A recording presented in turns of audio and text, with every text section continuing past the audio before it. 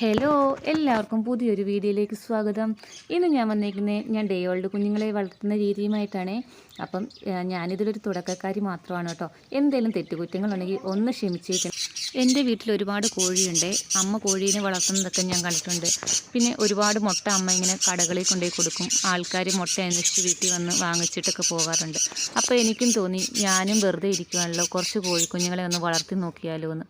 അപ്പോൾ തുടക്കമായതുകൊണ്ട് അമ്മ എന്നോട് പറഞ്ഞ് കുറച്ച് കോഴിക്കുഞ്ഞുങ്ങളെ അമ്മ വിരിച്ചിറക്കി തരാം, അതിനെ കൊണ്ടുപോയി വളർത്തി നന്നാക്കി പഠിച്ചതിന് ശേഷം അധിക എണ്ണത്തിനെ വളർത്തിയാൽ മതി എന്ന് പറഞ്ഞു. അങ്ങനെ ഒരു 30 കോഴിക്കുഞ്ഞുങ്ങളെ അമ്മ ഇറക്കി തന്നായിരുന്നു. ഞാൻ അതുങ്ങളെ കൊണ്ടുവന്ന് വളർത്തി എടുത്ത് അതിൽ ഒരു 2 എണ്ണം എനിക്ക് നഷ്ടപ്പെട്ടു പോയി. എങ്കിലും ബാക്കി എല്ലാവരും നല്ല ഉഷാറായിട്ടിരിക്കുന്നു. ഇപ്പോൾ 4 മാസത്തോളം പ്രായമായിട്ടുണ്ട്. അവർക്ക് മുട്ടപ്രായമൊക്കെ ആയിട്ടുണ്ട്. മുട്ടയിടാറൊക്കെ ആയി ഇങ്ങനെ ഇരിക്കുവാണ്. അപ്പോൾ എനിക്ക് വീണ്ടും ഒരാഗ്രഹം, ഇനി എനിക്ക് പറ്റും, എത്ര എണ്ണം ഇറങ്ങിക്കഴിഞ്ഞാലും എനിക്ക് പറ്റുമെന്നൊരു തോന്നലുണ്ടായി. അങ്ങനെ ഞാനൊരു 200 എണ്ണത്തിനെ നമ്മൾ ഇവിടെ തന്നെ ഇൻക്യുബേറ്റർ വാങ്ങിച്ച് അതിനകത്ത് വിരിച്ചിറക്കി എല്ലാവരെയും രക്ഷപ്പെടുത്തിയെടുക്കാൻ സാധിച്ചിട്ടുണ്ട്. ഇപ്പോൾ എല്ലാവരും നല്ല ഉഷാറായിട്ടിരിക്കുകയാണ്. ഇപ്പോൾ 10 ദിവസത്തിനടുത്തായിട്ടുണ്ട് ഇവർ വിരിഞ്ഞിറങ്ങിയ ഉടനെ തന്നെ നമ്മൾക്ക് വർക്ക് ഏരിയയിൽ ഇവിടെ ഇച്ചിരി തണുപ്പ് കൂടുതലാണ്, മഞ്ഞുണ്ട്. അതുകൊണ്ട് വെളിയിലൊന്നും ഇടാൻ പറ്റത്തില്ല. അതുകൊണ്ട് നമ്മൾ വർക്ക് ഏരിയയിൽ ഒരു ഭാഗത്ത് നല്ല കറുത്ത പടുത വിരിച്ചിട്ട് അതിൻ്റെ മേളിൽ അറക്കപ്പൊടി ഇട്ടിട്ട് അതിൻ്റെ മേളിൽ പത്രക്കടലാസ് വിരിച്ച് അതിലാണ് ഇവരെ നിർത്തിയേക്കുന്നത്. അതുകൊണ്ട് തന്നെ നമുക്ക് ഡെയിലി ഇത് ക്ലീൻ ചെയ്യാൻ പറ്റും. ഇവരെ ഒരു സൈഡിലോട്ട് ഇങ്ങനെ നമ്മളൊന്ന് ഓടിച്ചു കഴിഞ്ഞ് കഴിഞ്ഞാൽ എല്ലാവരും ഒരു സൈഡിൽ പോയി നിന്നോളും. എന്നിട്ട് നമുക്ക് ഈ പത്രക്കടലാസ് എല്ലാം എടുത്ത് കളഞ്ഞ് അടുത്ത പുതിയ കടലാസ് വിരിച്ച് അവരെ നല്ല ഫ്രഷായിട്ട് അതിനകത്ത് നിർത്താൻ പറ്റും. തീറ്റ കൊടുക്കുന്നത് സ്റ്റാർട്ടറാണ് കൊടുക്കുന്നത്.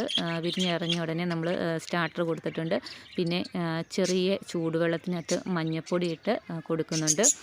ഇതിനകത്ത് 200ഓളം കുഞ്ഞുങ്ങളുള്ളത് കൊണ്ട് തന്നെ ഞാൻ 4 പാത്രമായിട്ടാണ് വെച്ചേക്കുന്നത്. 2 പാത്രത്തിനകത്ത് വെള്ളവും 2 പാത്രത്തിനകത്ത് തീറ്റയും വെച്ചിട്ടുണ്ട്. ഈ പാത്രത്തിനകത്ത് തീറ്റ വയ്ക്കുന്നതുകൊണ്ട് ചിലപ്പോൾ ഒക്കെ ഞാൻ മറന്നു പോകാറുണ്ട്. എന്തെങ്കിലും പരിപാടിപ്പെട്ടൊക്കെ ഒന്ന് മറന്നു പോയി കഴിഞ്ഞാലും അവർക്ക് കറക്റ്റായിട്ട് ഫുഡ് കിട്ടും. തീരുന്നതിനനുസരിച്ച് അതിനകത്തേക്ക് വന്ന് വീണുകൊണ്ടിരിക്കും. പിന്നെ നമുക്ക് വൈകുന്നേരം ഒന്ന് ചെന്ന് നോക്കിയാൽ മതി തീറ്റയുണ്ടോ എന്നൊക്കെ.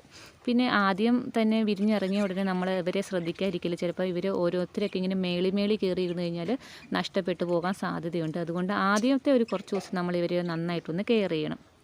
പിന്നെ ഈ അറക്കപ്പൊടി ഇടുന്നതുകൊണ്ട് തന്നെ സ്മെല്ലോ കാര്യങ്ങളോ ഒന്നും തന്നെ ഉണ്ടാകത്തൊന്നുമില്ല.